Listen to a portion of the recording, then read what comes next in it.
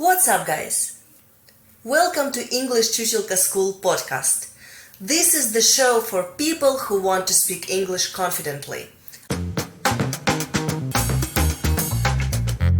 I am Chuchelka, your brain fitness instructor. I deliver the best English news, stories, and exercises to boost your English.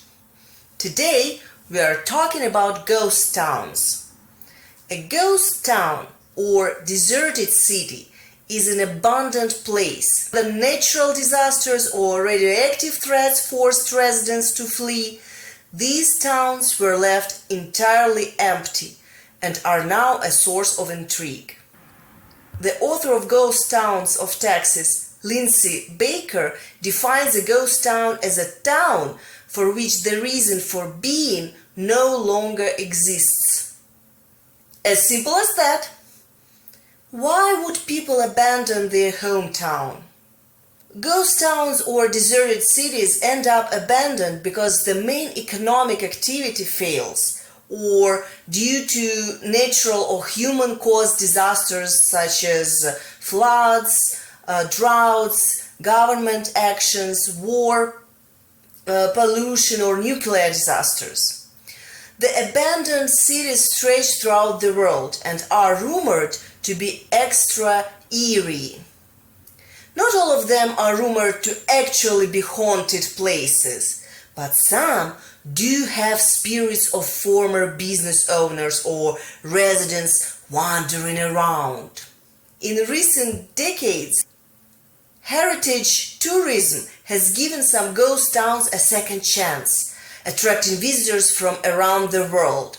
It is hard to talk about perspectives of tourism in this COVID situation. Let's hope that it would be over soon and we'll be able to travel the world. Some examples are Bannack in the United States, Barkerville in Canada, Krakow in Italy, Pripyat in Ukraine. Why were those towns abandoned? Let's find out.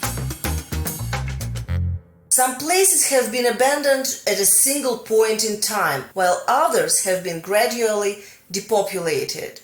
In some cases, the forces of nature have made a major contribution, but more often economic and social changes have caused people to move away. Some towns become deserted when their populations are massacred. Oradour-Sur-Glane, France. Oradour-Sur-Glane is a French village that was part of German-occupied France during the Second World War. This once thriving commune is situated not far from Limoges. On June 10th of 1944, German troops entered the village of Oradour-Sur-Glane and killed 642 people, almost the whole population of the village. Only several people survived by playing dead and later fleeing to the forest. After the massacre, the town was set on fire. Subsequently, a new village was built nearby, but the remains of the old village have been preserved as a memorial. Today, the ghost town sign greets everyone. Souviens-toi, remember. You can visit its underground museum, Centre de la Mémoire, underground memorial that displays the personal possessions found after the attack. Eyeglasses, children's toys, sewing machines, cutlery, pocket watches, etc., etc. You can walk along the main street, passing former butcher shops, hotel, cafes, restaurants. Disasters turned quite a few places into ghost towns. Chernobyl, Ukraine. Chernobyl is the city in northern Ukraine, and it's probably the most famous ghost town in the world.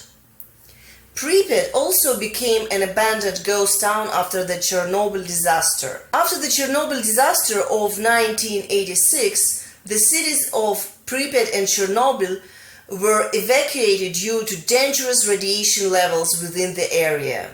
As of today, Pripyat remains completely abandoned and Chernobyl has around 500 remaining inhabitants. Pripyat was built for the workers of the Chernobyl nuclear power plant and had a population of almost 50,000 at the time of the disaster.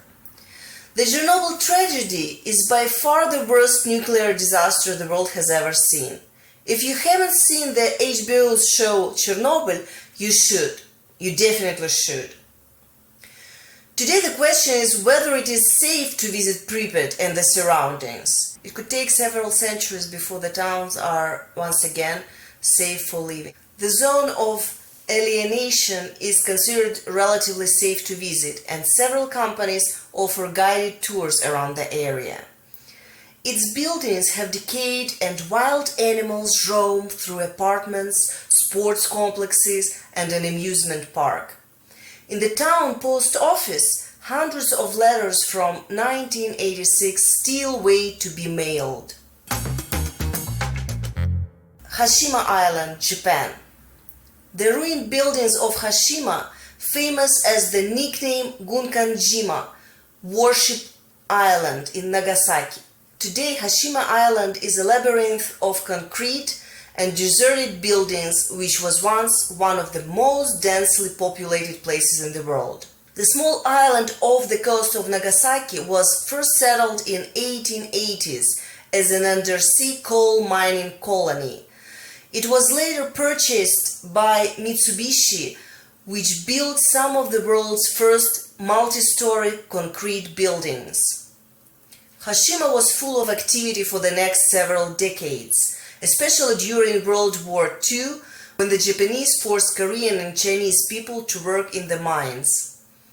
The peak of population was in the 1950s, with more than 5,200 residents, mine workers and their families. But once the mines started to run dry and finally were closed in 1974, most people left. Now Hashima is a ruin of collapsed staircases and condemned apartments. Many of its apartments are still filled with old televisions and other relics from the mid-20th century. The once thriving island is now completely abandoned, with the exception of the tourists who come to see the abandoned homes, stores and streets. Varusha Cyprus. Imagine a millionaire's resort in the Mediterranean, abandoned overnight. This is the story of a near 50-year lockdown of the place called Varosha, which is in the Turkish area and which used to be one of the world's most popular tourist destinations. Surrounded by turquoise sea and sandy beaches, it was enjoyed by millionaires and movie stars. All that changed in the summer of 1984. Without warning and in the middle of the highest season, Turkey invaded Cyprus and occupied its northern third.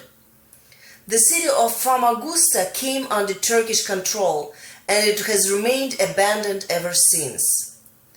Varosha's 39,000 residents fled the city, leaving their valuables behind. Most thought they would return when the situation calms down, but they were wrong. How such a place has been allowed to rot for almost 50 years? There is no simple explanation. The Greek and Turkish conflict goes back for centuries. The buildings have been left to decay for so long that the entire town would have to be demolished in order to rebuild. A very costly operation.